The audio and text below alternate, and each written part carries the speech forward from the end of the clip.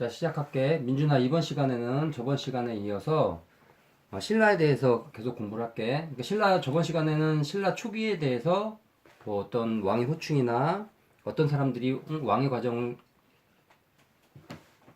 거쳤는지 그런 걸 알아보고, 이제는 신라에 대해서 좀 더 자세히 알아보자. 자, 신라의 도읍지는 금성이라는 곳이야. 금성은 지금으로 말하면 지금 경주야, 경주. 경주 가보진 않았지만 들어는 봤지. 대략 지도에서 이 부분 어디야? 사로국이 시작된대. 신라의 기원. 이 경주라는 지역은, 자, 여기지. 자, 바닷가가 가까워. 응? 바닷가가 가까워. 그러면 뭐가 풍부해? 물고기. 해산물. 그 물고기, 바다에서 나는 여러 가지, 우리 먹을 것들, 먹거리들, 그 해산물이 풍부했고, 이 지역 자체가 평야 지역, 기름진 평야 지역이야. 기름지다는 말은 땅이 아주 좋다는 얘기야. 그럼 무슨 말일까? 농사를 잘 지어. 그래서 농사를 잘 지어가지고 곡식이 이렇게 질 좋은 곡식과 맞은 곡식들이 많이 났어. 그래서 이러한 어떤 부유한 환경에서 이제 신라는 시작한 거야. 그렇게 나아가다가 17대 왕의 내물왕이라는 사람이 있어. 자, 내물왕인데, 이 신라 내물왕 때 어떤 이런 한반도, 우리 옛날 국가들의 어떤 국가 간의 상호 그 작용을 보면, 자, 신라 내물왕 때 고구려는 어떤 왕인 줄 알아? 응? 고구려는 신라 내물왕 때 고구려에는 왕이 광개토대왕이야. 아, 광개토대왕이야.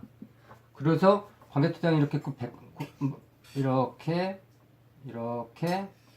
이런 구도에서 고구려, 백제, 신라, 가야, 여기 외는 일본의 옛날 표현이지. 그런데 백제, 가야, 외가 이렇게 우호적이었고, 신라는 고구려의 도움을 받았어. 광개토대왕. 그래서 이 백제가 부추겨서 가야와 외가 해서 신라를 침입해.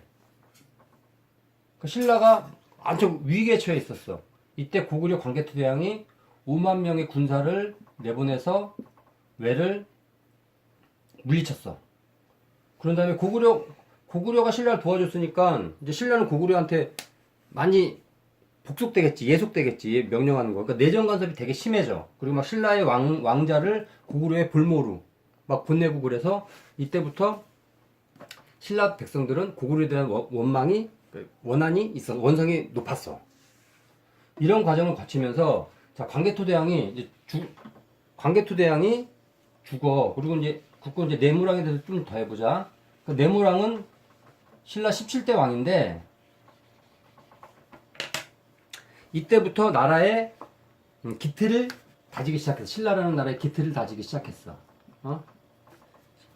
그리고 그때부터 이 이전의 신라는 어떤 사람들이 왕이 됐을까? 세 가지 성이 돌아가면서 왕이 됐다고 그랬지. 김,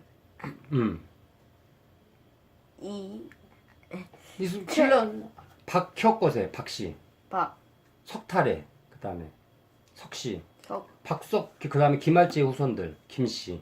이 셋이 돌아가면서 왕이 됐는데, 이 17대 내무랑 때부터 이제 김씨만 왕이 된 거야. 김씨가 이제 완전히 이긴 거지. 박씨랑 석씨는 왕위에서 이제 완전히 배제된 거지. 이러한 상황이었어, 내무랑 때. 근데 광개토대왕이 고구려 왕으로 있을 때는 이렇게 신라 내정을 간섭하면서 이렇게 친했지. 그런데 광개토대왕 다음의 고구려 왕이 누구야? 진흥왕, 에이, 장수왕, 장수왕이잖아. 자, 장수왕 하면 떠오르는 게 뭐니? 오래산왕. 그렇지. 장수왕인데, 장수왕이 그 외교 정책. 한반도의 어떤 국제 질서를 무너뜨린 그게 평양천도잖아. 기억해? 고구려의 성은 국내성이라고 대충 이 정도 위치에 있는 성인데, 응? 여기에 고구려의 도읍이 있었는데, 수도 여기 이쪽까지 평양으로 도읍을 옮겼어. 여기서 이쪽까지 옮겼어, 평양으로. 그러면 이게 뭐를 뜻하는 거야? 신라하고 그렇지. 백제. 신라랑 백제를 압박하고 한강유역을 좀 더 높고 확보하겠다 이거잖아.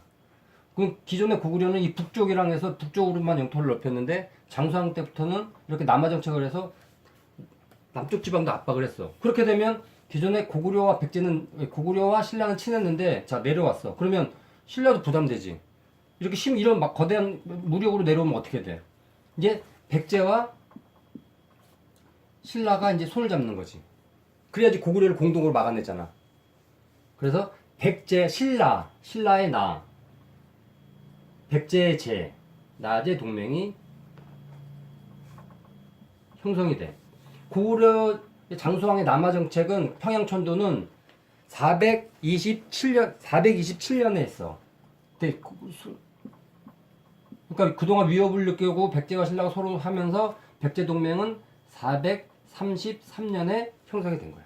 연수는 안 해도 돼. 근데 이런 선우창을 자주 듣다 보면 어떤 이렇게 개념이 잡히게 돼. 응? 몇 분이야? 5분. 5분.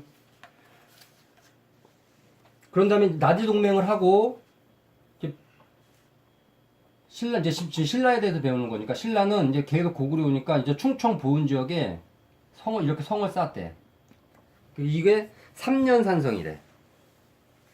3년 산성.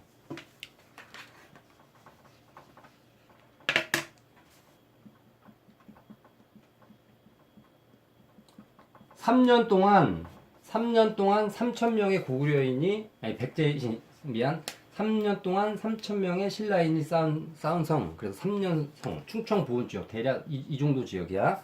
이렇게 해서 이 3년성을 쌓은 이유는 고구려의 어떤 공격을 대비하기 위해서 그런 거야. 그리고 이제 이렇고 이제 백제 신라만의 또 고유한 문화가 있는데 그게 뭐냐면 향가야. 향가란 말 들어봤어? 아, 향가 쉽게 얘기하면 신라 서민들이 부르던 신라 고유의 노래야. 그러니까 한자의 음과 뜻을 빌려서 그냥 노랫말을 만들어서 그냥 우리가 지금 노래 부르듯이 그 시장의 애기들이 막 가서 그렇게 부르면서 즐기면서 하는 노래를 향가라고 해. 뭐라고? 신라 사람들이 고유한 노래를 뭐라고? 향가. 향가. 향가의 대표적인 게 뭐가 있냐면 서동요가 있어. 내용을 보면 백제 사람 서동이랑 신라 공주 선화가 밤마다 몰래 만난다. 뭐 이런 뜻이야. 일부러 쳐. 근데 이 서동이 누군 줄 알아? 백제의 왕자. 그 나중에 백제의 무왕이야. 백제 무왕 다음의 왕이 누군 줄 알아? 무왕의 이 왕을 이었잖아. 그 왕이 누군 줄 알아? 의자왕. 아, 그 마지막 왕이잖아. 의자왕. 그 마지막에 바로 위당이야. 백제 그냥 계보가 이렇게 의자왕. 그러니까 이 서동요의 무왕이 백제 마지막 왕의 아버지야. 마지막에 두 번째 왕이 된 거지.